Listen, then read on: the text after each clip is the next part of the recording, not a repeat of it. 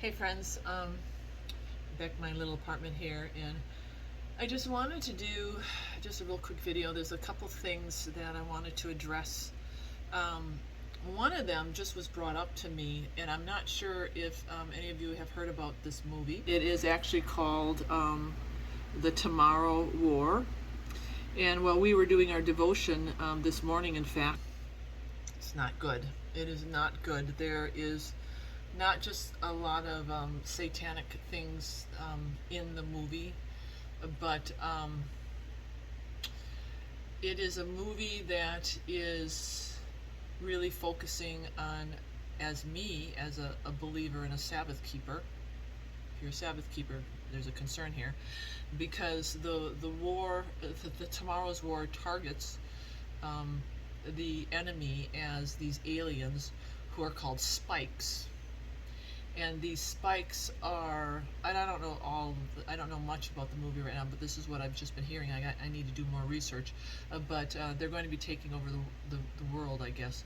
And you know, the good bads and good guys and bad guys, and the good guys, and there's the main guy who's in it. I don't know the actor, but anyway, he's in it, and he's going to be fighting against these spikes, these aliens who are trying to come down and take over.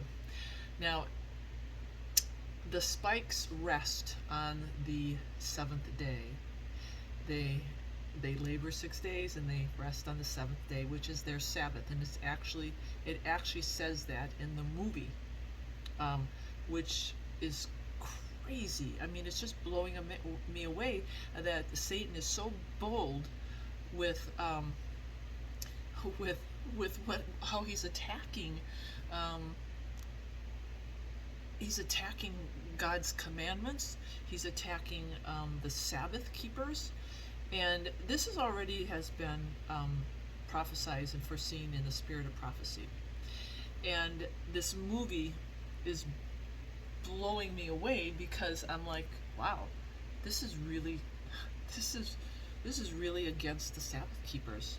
This is really targeting my faith and those who are Sabbath keepers. So if you're a Sabbath keeper, you need to wake up, and you need to see what is happening.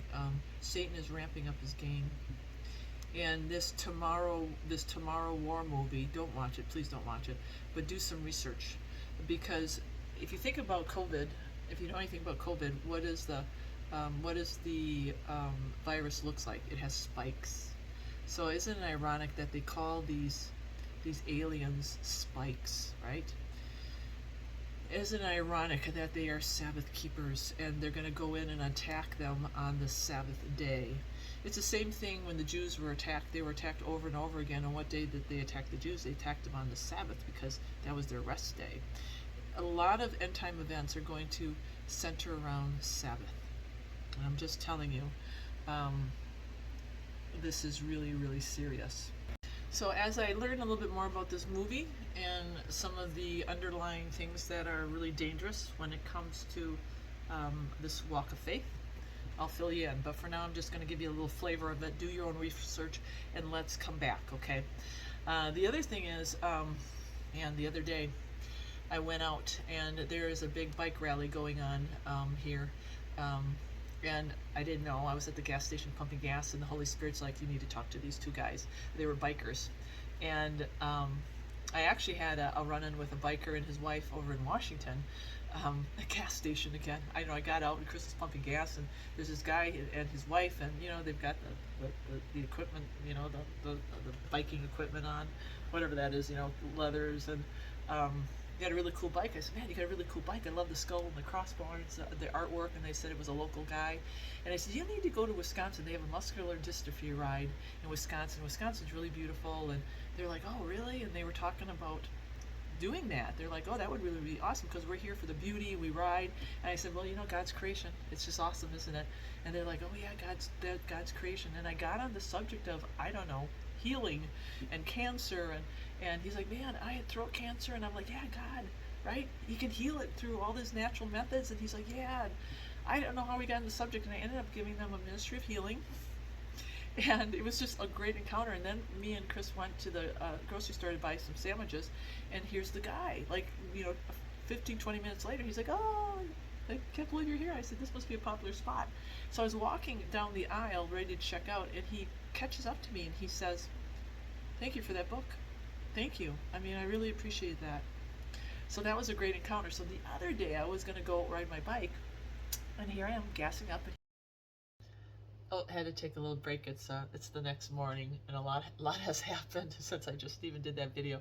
But I was going to tell you about my other encounter the other day, and I had another one yesterday too. Oh, it's just crazy. But I was at the gas station and ended up pumping gas again, and there's these two fellows there, and I got on the subject. They looked at my license plate from Idaho, and they asked what I was doing here, and then I said I was a missionary, and again, here I am talking about Jesus. I was talking about how I got sick. I talked to them about cancer. I talked about how God could heal people from cancer, and I said, prostate cancer and all the things, and they were like, wow. And then I started talking about my divorce. I don't even know why.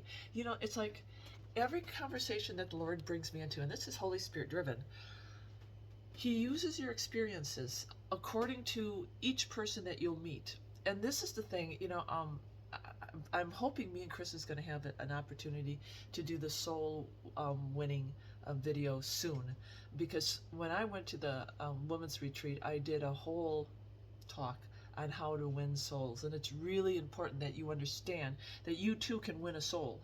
You too can go out and plant seeds. You too can do what I'm doing. It's not that hard. And in fact, a group of us is going to go out today, because then after I had that encounter, just last night, in the middle of the night at 9 o'clock, I'm going to the gas station again, and I had another encounter with two gentlemen who were there for the bike rally, and I was telling them about my bike accident. And they were blown away. And why was I talking to them about my bike accident? I don't know. And then the wife came, and then I said, oh, God. I said, oh, you two kind of look like each other. I can tell that you're married and how long you've been married. They knew each other since childhood. And I said, God creates the spouse for us. The problem is we pick our spouses, and that's the way of the world, and we date, and we got to sleep with each other and get to know each other. I mean, it's crazy, right? The world's way of finding a spouse. And why do we think we have divorce? Why do we think it doesn't work out? Sometimes it works out, sometimes, because God will, God winks sometimes at our ignorance, and then as long as we go to Him, He can fix that. But there's so many that aren't, they're not in a godly marriage, and God isn't the center. And of course, how is that ever going to be a blessing? One man, one woman, one flesh. And I said, it's funny, even the couples here on campus, they kind of look like each other, they talk like each other. You can tell they're one flesh. They're partners. They live their life around God. The purpose of a marriage isn't just marriage and to be with each other, and yeah, that's all great, but God created marriage as a union for His kingdom, to work for His kingdom. There is power in marriage, and I didn't know any of this. I didn't know until God brought me into Genesis, and I'm learning more about the difference between a worldly union and a godly union. A godly union is like a work in progress. It's like working for the Lord. And it's a beautiful thing.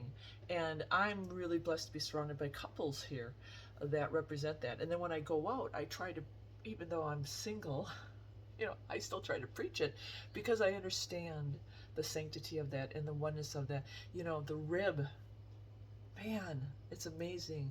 From the rib, Eve came, and our husbands and our wives, we come from that union. I really believe that, and I see that, and it's exciting when couples get it, and that union comes together for the partnership of making a marriage one with the marriage of Jesus. It's pretty cool. So I was kind of preaching that last night too. It's just crazy why this stuff comes out of me. I don't know. Like I'm the expert. But God has given me the opportunity. So anyway, these are a little bit of the updates. I have some friends stopping in here at the facility where I work. Things are changing very rapidly. I'll get you up to date here. Hopefully you'll see, Chris had a really good idea about a good video idea too that he wants to present. So praying about that, and we'll get you guys caught up. And I'm always glad to see you, and I'm glad you're here. Okay, God bless.